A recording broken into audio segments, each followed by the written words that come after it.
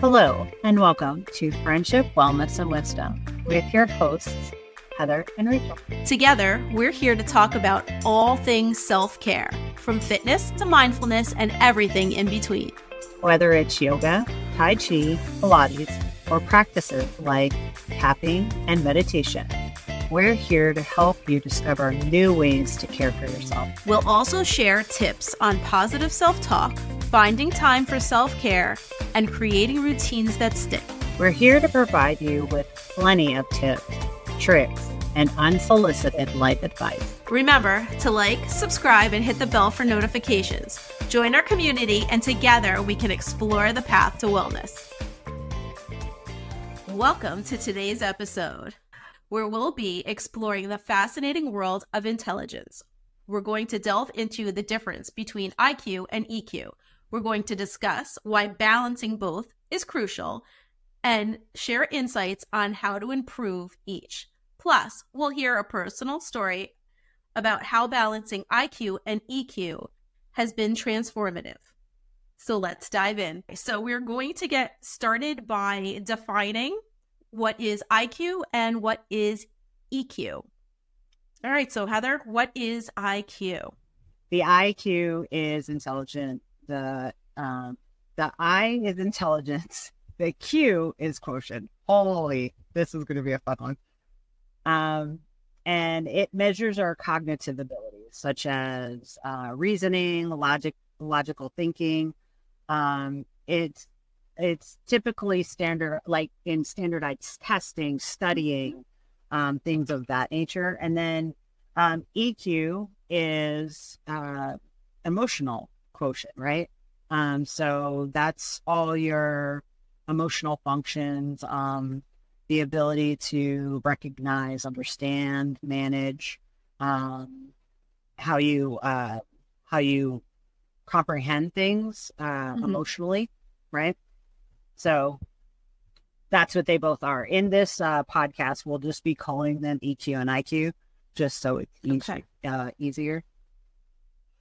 All right, so now that we've got an idea of what the difference is between our IQ and our EQ, I want to ask, why is it important to keep these balanced? Because I know, from my perspective anyway, most of us, when we go to school, we're taught how to develop our IQ, and our EQ, a lot of us are left kind of to figure out on our own, and we have to pick that up from our surroundings, like our parents, our families, our mentors, like teachers, things like that. But it's not something we really focus on, like teaching and passing on. So, honestly, like when we look at it now, like it really is the buzzword of emotional intelligence, right? Right. Yes, I hear a lot of that. Right. Emotional intelligence, and the whole thing is to keep them balanced is huge, because you want to develop things in an academian way, right? You want to develop things reading and figuring out mathematics and things like that. So you want to be strong in that intelligent piece, right? To be able to do daily functions of measuring things and math and making change and all those things. But then your emotional, piece of that is you want to also be able to absorb information without being emotionally charged, without reacting, without becoming introverted if something frightens you or things like that. So it's kind of like a fine dance between the two, right? Absolutely. To be able to be like all encompassing. And so it helps you with, teamwork and being able to function on a relationships level. So it's basically your interpersonal skills. So it's like, it's one thing to know how to carry something out and what you need to do to get the job done. Then at the same time, in order to get that job done, you have to be able to handle the other people that you're, working with and know how to speak to them on a level that, you know, they're going to understand and everyone's going to feel like supported and like a part of the team.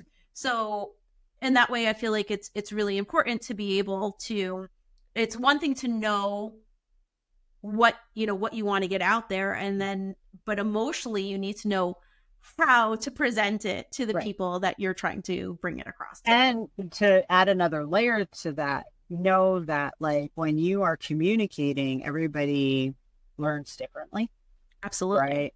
And so you really have to shift that. That's, you know, that's part of that EQ, shifting how you communicate with one person and the other person, even though you're giving the same information. So it's like really learning how to read the room. So Yes. when you have, like, when we're out here, we're speaking about this, we have the information on it, and then how we choose to present the information is really like kind of like us reading the room, like knowing our audience, and kind of coming up with a way that is making this easily understandable and digestible and accepted by our audience. Yes. So Yeah. kind of put it in our terms. And not always accepted, but like you said, digestible, something that people can work on their own processing of the information. You want people to be able to relate to it, like Absolutely. on more than one level, like emotionally. Yeah. You want to develop a connection, Right. in more than one way. And So. we all use both of these things on a daily basis, whether we think we do or we don't, and whether we call it, you know, emotional intelligence or, you know, whatever you want to call it, right? Mm-hmm. It's really your knowledge of everyday things plus your people skills, right? Absolutely, yes. Just being able to connect to, being able to connect to other people on, you know, more than one level. Right. All right. So that's why it's important to keep these things balanced. And then, so some of the ways that we can improve our IQ. Oh, improving your IQ is, you know, reading and doing things that stimulate the mind, right? Absolutely. Puzzles, learning, you know, new skills, learning a new language, learning new forms of math. You know, if you're interested in math, you can learn calculus and algebra and, you know, all these things. Extensive reading. I can't say enough about reading. And I'm a big proponent of reading a book, like actually holding and reading a book, having that sense of pages and things like that. Because I feel like it stimulates the mind. The other great thing is problem solving, like doing puzzles and that's huge. Crosswords and word searches and word finds and all those little computer games that pop up on your phone that tell you, you know, save the king or whatever, whatever you have to do. Like you have to like figure it out, like have to like really do some thought process, you know. Kids that play video games that have to read, you know, to get from point A to point B. Those are great for that as well. Right. Helps you problem solve. So now I know too, I said this before, we often are taught more on how to work on our IQ and the importance of our IQ. So now if we want to enhance our EQ, what are some of the things that we can do to work on our emotional skills? Well, you know, we talk about this in just about every episode. It's awareness, it's mindfulness, it's being present in the moment, meditation, physical activity helps you with your emotional intelligence, movement. And so embracing emotions, actually feeling the emotion and kind of working out what the emotion is. That's a huge way of working on that skill. So you don't like feel an emotion and are like, it's a knee-jerk reaction to react to it, right?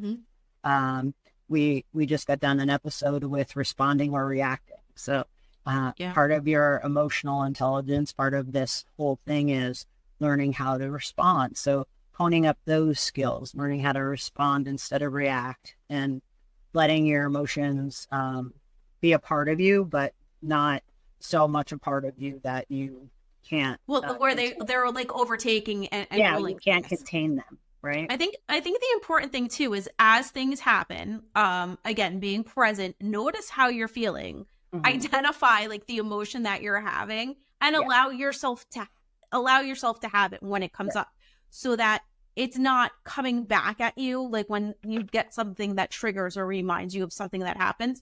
yes, So it's like if you deal with it when you're feeling it as it's happening, yes, if you can develop the skill of noticing what's going on when it's going on, it becomes a lot easier to deal with the emotions and then to kind of release them so they're not sneaking up on you yeah, later on. And then you're reacting to something very small that really didn't kind of deserve that reaction. yeah, absolutely. And All right. and know that everybody, again, everybody deals with both of these things, Yeah. and we're all just human. So things are going to happen, things are going to come up, and to actually take those breaths, like we talk about all the time, taking those breaths and letting your mind actually register what's going And on. again, as we always like to let everyone know, like these are all just these are helpful tips in everyday situations. Mhm. If you're having difficulty dealing with your emotions or you have powerful emotions Yes, that you cannot deal with, then you do need to seek out professional help. There is absolutely nothing absolutely. wrong with that. It's Nope. all a part of your health and well-being, and you should be healthy and well in every aspect of your life. So if there's, something that's going on there that is too much to deal with, get help. Yes, absolutely. Talk to a trusted friend, um, Yeah. family But member. or like I said, if you need professional help, like you should seek that out. All right. So IQ and EQ in everyday situations. How are we Yeah. using our intellectual intelligence, our cognitive abilities, and our emotional intelligence in our everyday lives? So IQ is problem solving, right? Yeah. Blatantly problem solving, analyzing a situation, critical thinking, coming up with solutions, effective everyday problems, effective everyday solutions, decision making, uh, red or blue, right? Your whatever color you got in front of you, what one are you going to pick, right? So your decision making, and then learning and adaptability. So when we learn a skill and we adapt to bringing things forward, um, that's all IQ. We Mm-hmm. learn a skill, and as we implement that skill, that's all your IQ. EQ is your emotional regulation, right? Regulating those emotions, managing your emotions, staying calm under pressure, and then avoiding that overreaction, right? Avoiding that react instead of Well, respond. because that's then going to hinder your ability to problem solve. So Yes. if you get overly emotional or overly reactive, Yeah. you're then not going to be able to make that intelligent Mhm. decision that you would otherwise be capable of making. So, Yeah. back in that, like hindsight's 2020. So if you get super emotional, you can't really see like the forest through the trees. Like you're Right. so hot, the the Mm. answer to whatever it is you're looking for could be right in front of you, but without that emotional regulation, you're not able to then utilize the Right. intellectual intelligence that you've developed. So, Absolutely. If you can't stay calm in a situation, um, retrieving information is really hard. yes, Um, absolutely. Empathy. Emotional intelligence is empathy, right? Being Mm-hmm. able to empathize with somebody else and understand what other people are going through so you are not overreacting. So you are in a position to ask questions calmly to understand what's truly going on. Or And to then keep someone else from actually having that yeah, overreaction, like being able to read the room, to know what mhm, someone else is feeling so that you can approach what you're going at in a way that makes them feel safe absolutely. and comfortable and heard. Yes. Yes. And know that this is a skill, right? Not everybody can stay calm in stressful situations, right? And it doesn't mean if you can't stay calm in a stressful situation, you're less than. It No. just means it's a skill that maybe you need to try to hone in on or work through No, or I something. developed this wonderful skill where I can stay calm and clear headed while the crazy thing is happening.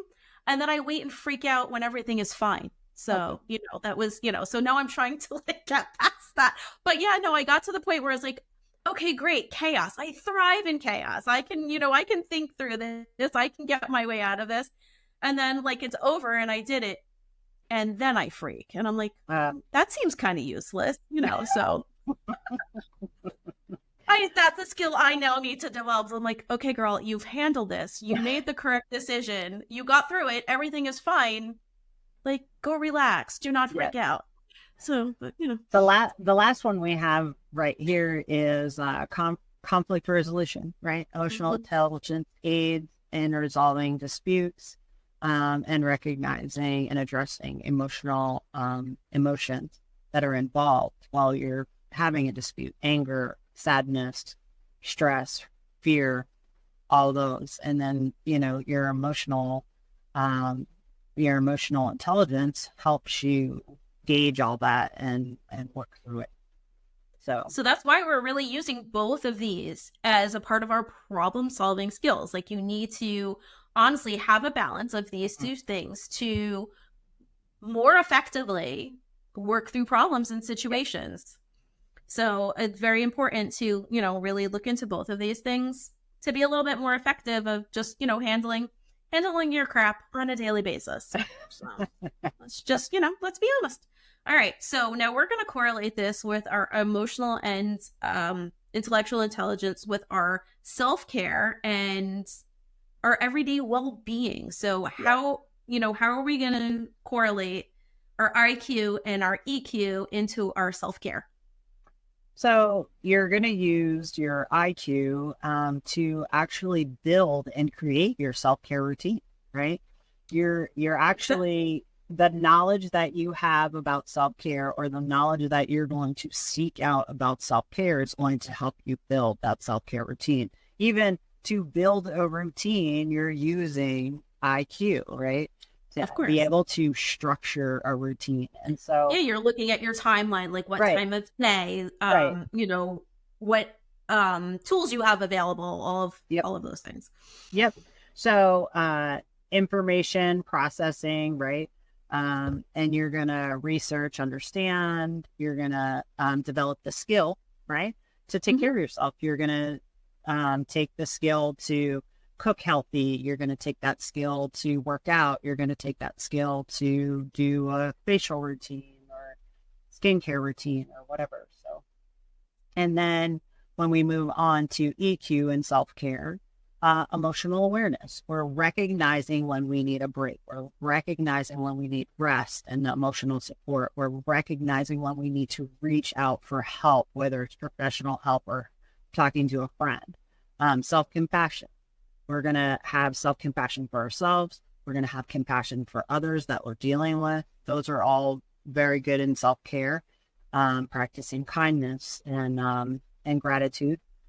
And then stress management, right? Of course. You're going to utilize your emotional intelligence for stress management techniques. You're going to meditate, mindfulness, just to help you handle everyday stress. Okay. All right. So as bettering life and a sense of well-being, how are you using our emotional and our intellectual intelligence to better ourselves? So, IQ, we're looking at like goal setting, right? We're Mhm. looking at planning ahead and what's the roadmap to get there. We're looking at problem solving. If right now, today, you have a problem that you have to overcome, and it's, weighing on your life heavy, maybe it's finances, maybe it's a job, maybe it's something of that nature, you're going to problem solve and build yourself a platform on how to get to where you need to go.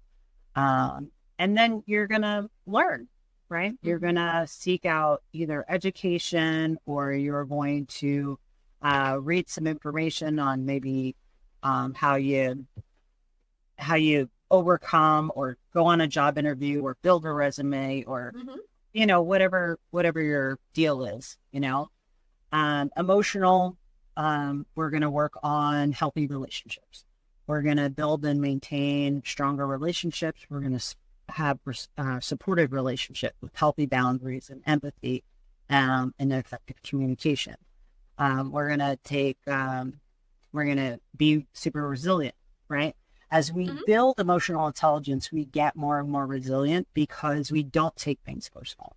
We don't overreact. We don't overthink. We ask good questions. We keep a even tone in our voice when we're asking questions. We show empathy and care, kindness, when we're trying to come up with the resolution. And so it builds better relationships, right?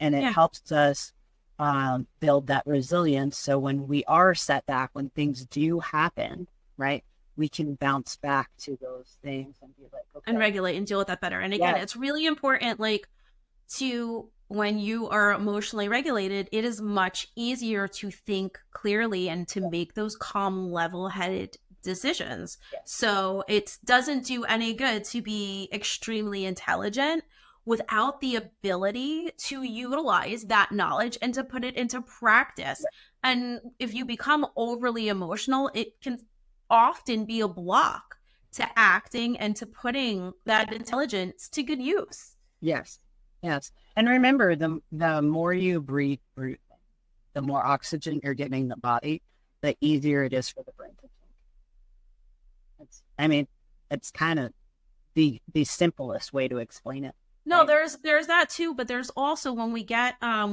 these emotional reactions to things, and sometimes they're the smallest triggers, and we want to be aware of that. You know, our body is going to go into certain modes. Like you might just automatically react to something and you're going into fight or flight. And being able to recognize that and learning how to deal with it so that it can happen less and less.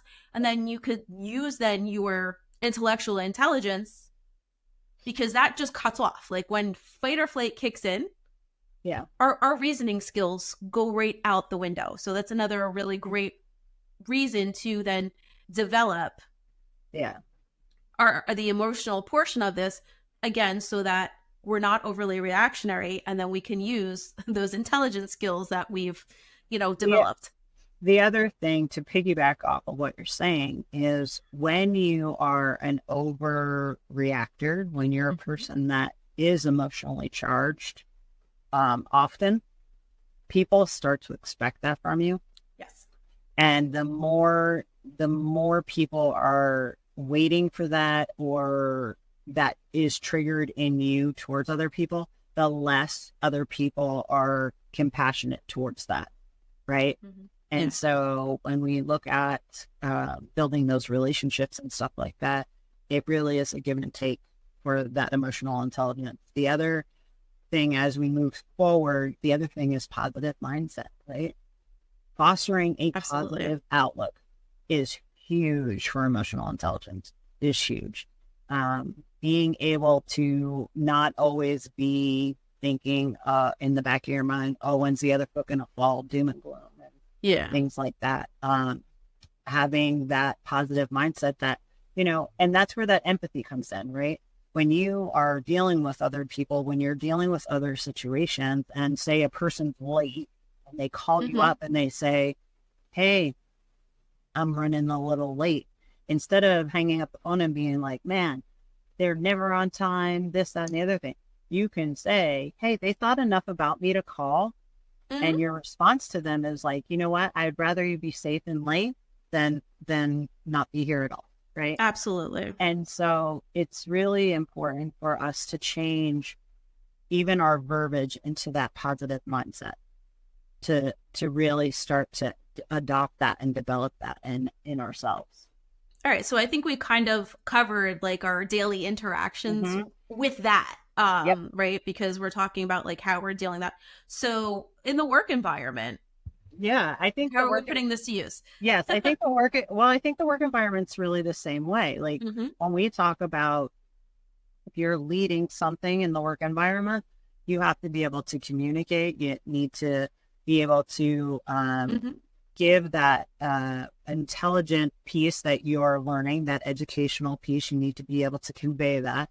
And you also need to have that relationship and to build that relationship with the people that you're teaching to work through that teamwork, right?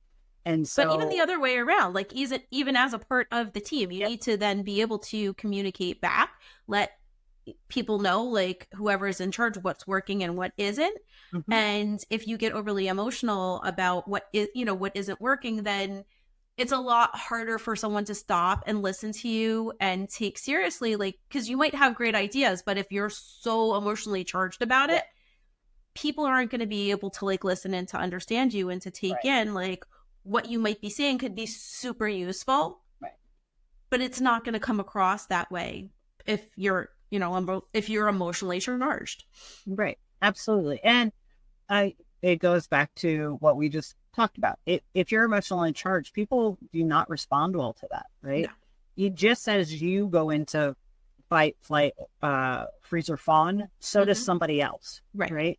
So if you're emotionally charged, that other person could just be as emotionally charged as you are, and then and then it's a wash, right? Right, absolutely. And then no one's going to be able to communicate. No one's going to be able to absorb any information or like understand the conversation or the interaction at all, because now there's just too much emotion involved, and there's literally there's no message getting through other than, oh my God, this is happening, and I'm just like so overly stimulated right now.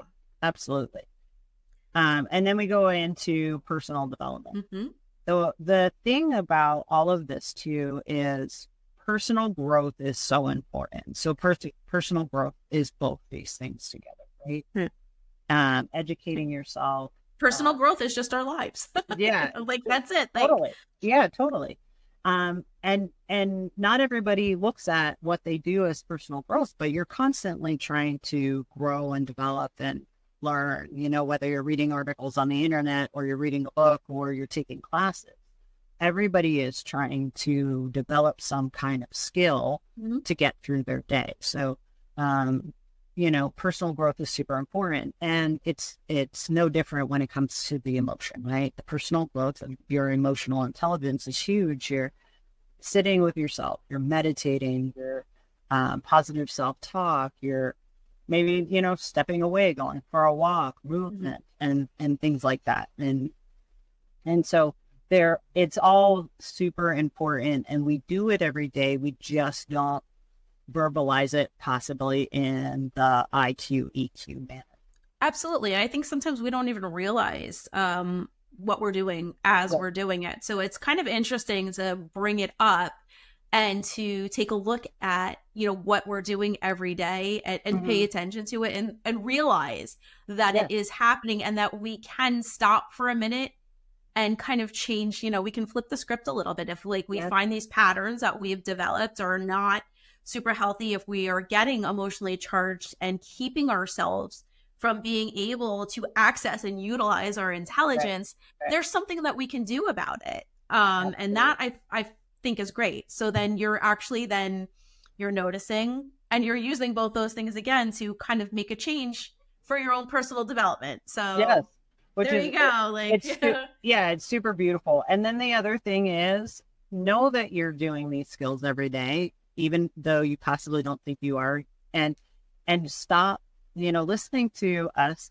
when we talk about self-care throughout our podcast. Stop and think of the actual things that you do for yourself every day and celebrate them. Like, take a brief moment to celebrate what you do for yourself, because it's huge. Even if it's little, it's still huge, right? Yeah, that's, those are your things like each day, and you deserve all of them. I tell my students all the time, you showed up, even if you showed up for an hour of literally laying on your mat and not doing any, if you came for an hour of Shavasana, you are still benefiting yourself, because you are actually taking the time to take out of your day and actually help you. Yeah, and absolutely. That's huge. That's what it's all about. So by balancing your IQ and your EQ, you can enhance your overall quality of life. achieve personal and professional success, and maintain a state of well-being that supports fulfilling and resilient lifestyle. I mean, that's really what we're all here for, right? That's what we're trying to do with each of our little tasks, with all of these little things that we learn about ourselves and our lives, and how to make things better. Like that's it. Like that's what we're striving for. We're striving for the best life that we can have, and then hopefully helping others to do the same thing for themselves. Yeah. So, all right. So I guess that kind of wraps up today's episode on balancing IQ and EQ for success. I hope you found this insight valuable and are inspired to develop your own cognitive and emotional intelligence. Thank you for listening, and until next time, stay balanced and thrive. Thanks for listening to Friendship, Wellness, and Wisdom. Don't forget to subscribe or follow us wherever you get your podcasts, and follow us on social media for more updates. See you next time.